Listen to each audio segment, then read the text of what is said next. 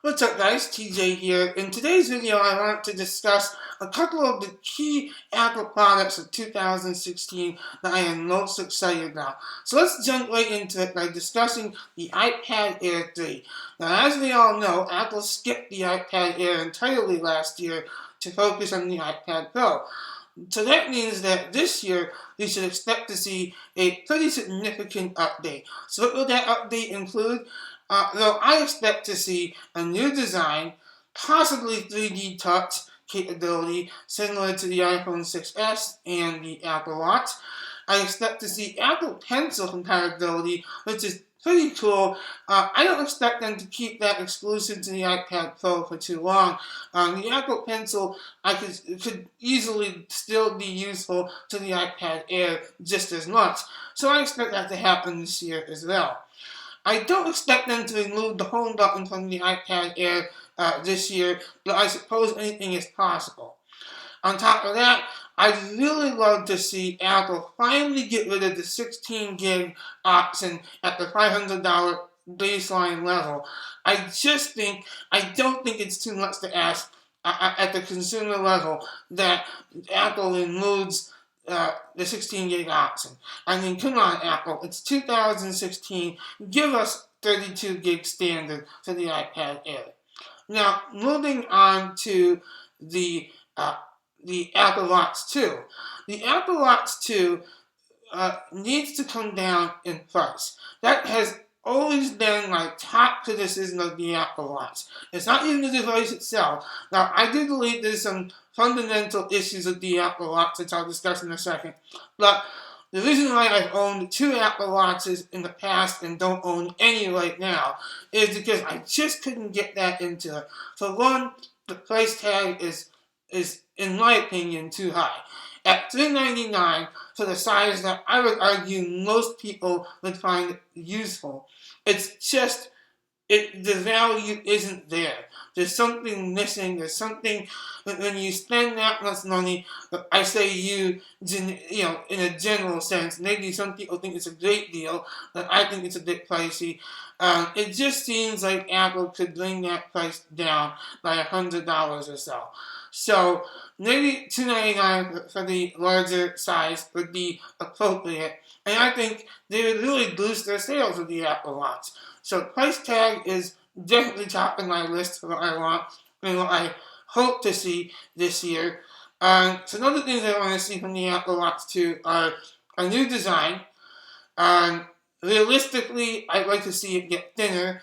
Not realistically, I'd love to see it get round, become a round smartwatch, which I think are just beautiful devices. I don't see that happening in the near future, though. I'd love to see it get maybe a better display, better battery life. I guess the rumors indicate that it's going to get a FaceTime camera, which I don't really care about FaceTiming so much on my Apple Watch, if I'm going to buy one, that is. But I guess it's just worth noting, and I guess you can't really argue with Apple adding more value to it. So why not toss in a FaceTime camera, and we can all do this while we're video chatting, I guess. So that's the Apple Watch 2. Now another key device, and this is possibly what I'm most excited about, is the iPhone 7. Now, I hadn't had a new phone upgrade since the iPhone 6. I still have my iPhone 6 and I still love it. But this year I will be upgrading to the iPhone 7, and I am incredibly excited to see where Apple takes the iPhone next.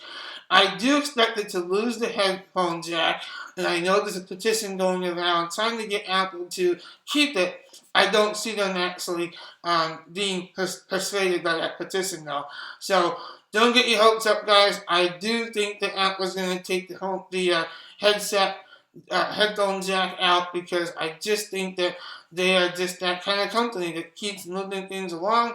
But the latest tech rumor says that they're going to replace it, they'll make up for it with higher quality speakers, and maybe include an adapter, I think I read. I could be wrong on that, but I think I read something about maybe an adapter so that people wouldn't be so pissed off about it. Also, for the iPhone 7, I expect to see a slew of upgrades. maybe a better quality screen.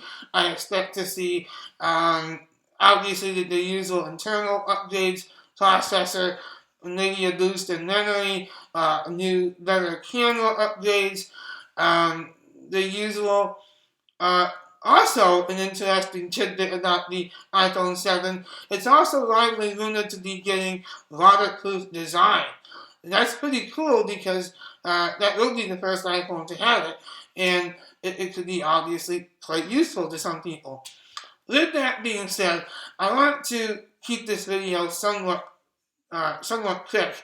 So that's just a quick rundown of what I expect to see in the year ahead. What are you guys most excited about? Leave me some comments if you want. Let's have a discussion about this. And I'm sure I left out a bunch of stuff, but that's just some of the highlights of what I can't wait to see in 2016. Thank you guys so much for watching, and please, if you haven't already, please subscribe to my channel below, and check out my Facebook page if you want as well. Have a great day, guys, and thanks again for watching.